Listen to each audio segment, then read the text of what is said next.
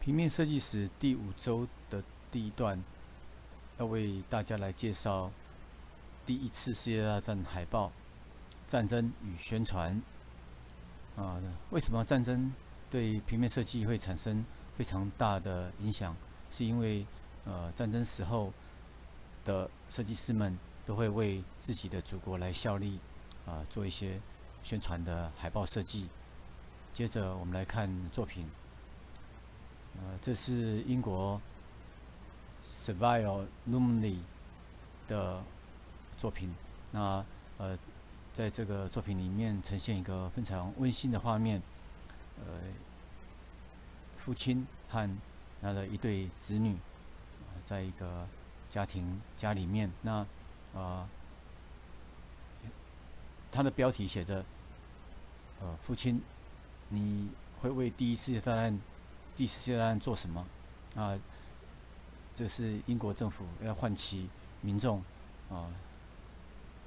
去对第一次世界大战的民族意识，同时也算是一种形式的募兵广告所以它整体的呈现还是比较利用一种图像型的一个设计的方式但是它跟其他的作品很不一样的地方是，它是用一种感人的温馨的诉求，而不是像其他的海报作品呈现战场上的情况。那我们另外看了 Lumley 以男性为诉求的海报作品，接着我们来看 Edward Kelly 以女性为诉求的作品。这个海报画面显示了女性在这个战争里面的地位所以标题里面写着英国的女生说去吧就是向男生说对这场战争请安心的去吧，我们会在家里守候着你。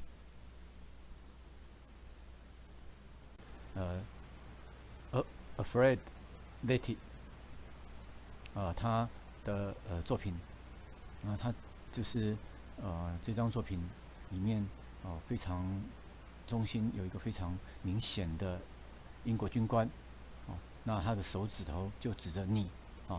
我们就是需要你来为我们英国来打仗那这一张海报也变成非常的著名因为它的视觉效果是非常的醒目的特别的明显。那这张海报同时也影响到第二次世界大战美国政府的一个募兵广告山姆大叔指着美国人是异曲同工的。那再来是另外更正一下这张海报就是美国 James Flagg 为了第一次世界大战美国募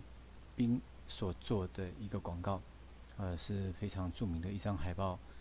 跟 Lit 他的作品有异曲同工之妙。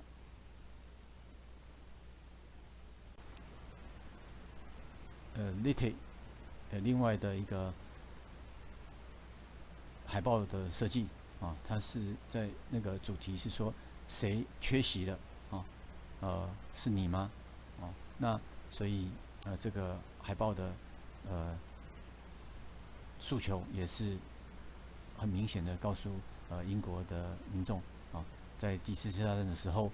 不要缺席了。那两相比较跟之前的这张作品来比较的话你会发现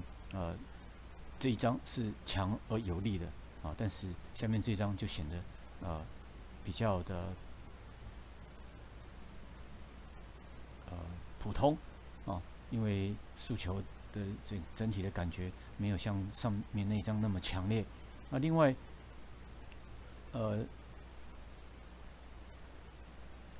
另外一个设计师啊 Brandwin 他的设计啊，他就是用非常写实的插画啊，战场上士兵在对抗的一个插画来作为整个募兵的一个这不是募兵海报了，这个就是要买国家的公债啊来支持第一次世界大战啊，那所以整个海报会让人家产生一种不舒服的感觉啊，所以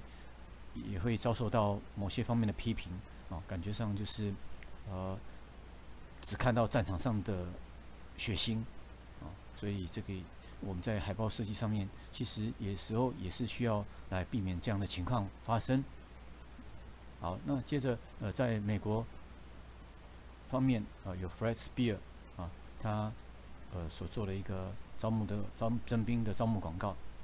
其实在这个广告里面，为什么会只看到一个母亲抱着一个小孩子，好像沉到海里面去了呢？因为这个是有故事背景的，就是当初在有一艘游轮有一艘游轮被德国所击沉了这艘游轮叫做路易斯安那，